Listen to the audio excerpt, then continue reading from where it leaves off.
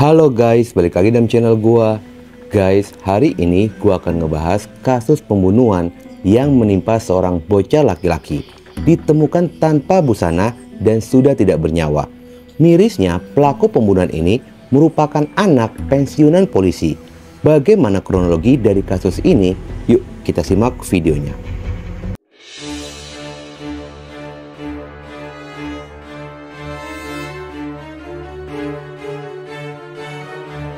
Kisah ini bermula dari sebuah keluarga Bapak Herman berusia 34 tahun dan istrinya bernama Selvia berusia 26 tahun. Mereka berdua telah dikaruniai dua orang anak, yaitu anak pertama bernama Abdurrahim berusia 8 tahun yang lahir pada tanggal 29 November 2015. Anak kedua bernama Rahmi. Herman dan Selvia bersama anak-anaknya tinggal di Jalan Asam, Kelurahan Donggala Kodi, Kecamatan Palu Barat, Kota Palu, Sulawesi Tengah. Keluarga kecil mereka terlihat sangat harmonis, tidak pernah ada keributan di dalam rumah tangganya. Demi mencukupi kebutuhan dari keluarga, Herman dan Selvia membuka sebuah warung makan di sekitaran lokasi rumah. Bahkan Selvia pun sering mengunggah menu dagangannya di akun sosial Facebook miliknya. Anak pertamanya yaitu Rahim saat ini bersekolah di SDN 2 Inpres kelas 2. Dia pun dikenal oleh tetangga sekitaran sebagai anak yang aktif, ceria, dan mudah bergaul bersama dengan teman sebayanya. Selain itu, Rahim juga dikenal sebagai anak yang berprestasi. Bahkan dirinya sempat mendapatkan juara 3 di sekolahannya, serta memiliki hobi menggambar. Setiap sore, Rahim selalu pergi mengaji di masjid dekat rumahnya, dan setelah itu melanjutkan sholat berjamaah bersama dengan teman-temannya. Waktu pun terus berjalan, semua berjalan baik-baik saja seperti biasa. Hingga pada suatu hari, tepat 1 bulan sebelum ulang tahun dari Rahim, usia 8 tahun. Pada hari Minggu, tanggal 29 Oktober 2023, Rahim berpamitan kepada kedua orang tuanya untuk melaksanakan sholat maghrib berjamaah di masjid dekat rumahnya. Setelah melaksanakan sholat maghrib, Herman pun masih melihat Rahim sedang bermain bersama dengan teman-temannya di sekitaran rumah. Tidak lama kemudian, Rahim pun meninggalkan lokasi dan tidak dilihat lagi oleh Herman.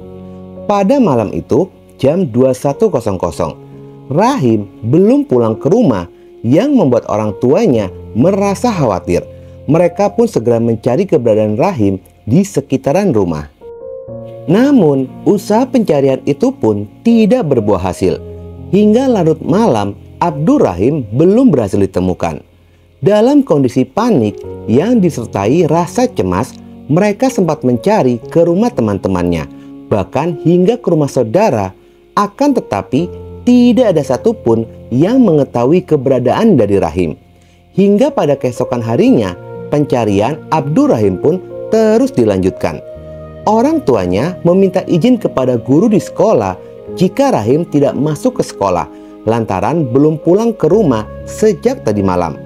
Orang tuanya pun meminta kepada seluruh teman-temannya di sekolah jika ada yang mengetahui keberadaan Rahim agar segera melaporkannya kepada orang tua. Setelah 2 hari Rahim menghilang, tepatnya hari Selasa, tanggal 31 Oktober 2023, pada jam 21.30, orang tuanya pun memutuskan untuk melaporkan kehilangan Rahim kepada pihak kepolisian. Selvia selaku ibu mengunggah kehilangan anaknya di akun media sosial Facebook miliknya. Dan di hari yang sama, ada seorang tetangga sekitaran yang mengatakan kepada orang tuanya jika dirinya melihat Rahim berboncengan dengan seorang remaja menggunakan sepeda. Mengetahui hal tersebut, pihak keluarga bersama dengan anggota kepolisian langsung mencari tahu identitas dari remaja yang terakhir kalinya bersama dengan Rahim. Akhirnya, identitas remaja itu pun berhasil ditemukan. Orang tua bersama dengan polisi langsung mendatangi rumahnya pada jam 20.45 yang beralamat di Jalan Cemara, Kelurahan Lere, Kecamatan Palu Barat, Kota Palu, Sulawesi Tengah.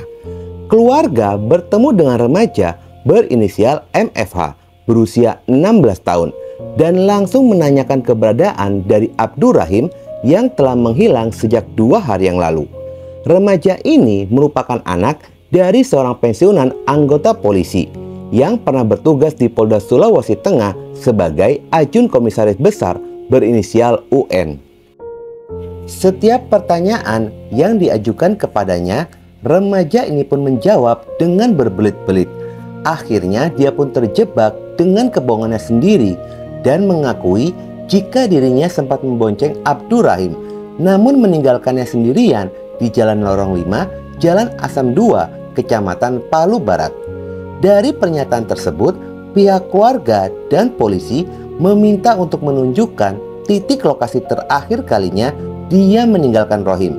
Singkat cerita, mereka semua berangkat menggunakan mobil menuju ke lokasi. Sesampainya di lokasi, tepatnya semak-semak yang berada di belakang rumah warga, akhirnya Abdurrahim berhasil ditemukan dengan kondisi yang sudah tidak bernyawa, mirisnya tanpa menggunakan busana, dengan beberapa luka memar di bagian tubuhnya. Kedua orang tuanya pun merasa sangat terpukul dan tidak menyangka melihat anak kesayangannya yang sempat hilang ditemukan dalam kondisi mengerikan. Setelah itu pun tubuh Abdurrahim segera dievakuasi, dibawa ke Rumah Sakit Bayangkara guna dilakukan pemeriksaan lebih lanjut. Sementara MFH dibawa ke kantor polisi guna dilakukan interogasi. Hasil pemeriksaan dokter menemukan adanya sebuah cairan pria yang berada di sekitaran alat vital belakang rahim, yang menduga jika rahim ini merupakan korban pelecehan dan telah dinodai. Selain itu, ditemukan beberapa luka memar di bagian leher, paha, perut, dan giginya yang patah. Setelah dilakukan interogasi oleh polisi, pelaku ini pun akhirnya mengakui jika dirinya lah yang telah menganiaya Rahim hingga kehilangan nyawanya. Motif dari pembunuhan ini dikarenakan pelaku merasa emosi setelah menerima lontaran perkataan kasar dari Rahim. Berdasarkan pengakuan dari pelaku, jika kejadian ini bermula ketika pelaku pergi dari rumahnya untuk berkeliling menggunakan sepeda miliknya sekitar pada jam 19.30. Di tengah-tengah perjalanan, pelaku ini pun bertemu dengan Rahim yang sedang bermain bersama dengan seorang temannya. Lalu mereka bertiga pun mengobrol bersama. Tidak lama kemudian, temannya Rahim pulang ke rumah dan meninggalkan pelaku bersama dengan Rahim berduaan. Setelah itu, pelaku mengajak Rahim untuk bermain stik es krim di rumahnya, dan Rahim pun setuju, lalu ikut bersama dengan pelaku dibonceng menggunakan sepeda. Di tengah-tengah perjalanan menuju rumah dari pelaku, mereka berdua melewati jalan yang rusak. Tiba-tiba mereka berdua pun terjatuh dari sepeda. Rahim yang merasa kesakitan memaki pelaku dengan mengatakan tidak tahu bahwa sepeda nambongo, yang diartikan bodoh kau. Mendengar perkataan itu membuat pelaku merasa tersinggung dan amarahnya pun tidak tertahan lagi. Pelaku sempat mendorong sepedanya ke arah Rahim, namun keduanya tetap melanjutkan perjalanan menuju rumah dari pelaku. Saat melewati jalan sunyi di Kelurahan Donggala Kodi, Kecamatan Palu Barat, pelaku yang masih dalam keadaan emosi seketika langsung menghentikan laju sepedanya. Dari belakang, pelaku membanting korban Rahim ke tanah dan menggenggam lehernya sambil menindih bagian ulu hati menggunakan lututnya. Rahim yang meronta-ronta kesakitan, pada akhirnya perlawanannya pun terhenti dan Rahim kehilangan nyawanya. Melihat kondisi korban yang sudah tidak bernyawa, pelaku membuka baju dan celana korban lalu membuangnya ke semak-semak. Pelaku melakukan perbuatan menjijikan kepada korban yang sudah tidak bernyawa. Setelah puas, pelaku pun meninggalkan korban kembali ke rumahnya pada jam 20:15. Setibanya di rumah, kedua orang tua dari pelaku tidak menyadari jika anaknya baru saja melakukan pembunuhan. Setelah itu, pelaku pun bergegas mandi dan melakukan aktivitas seperti biasa tanpa adanya rasa bersalah.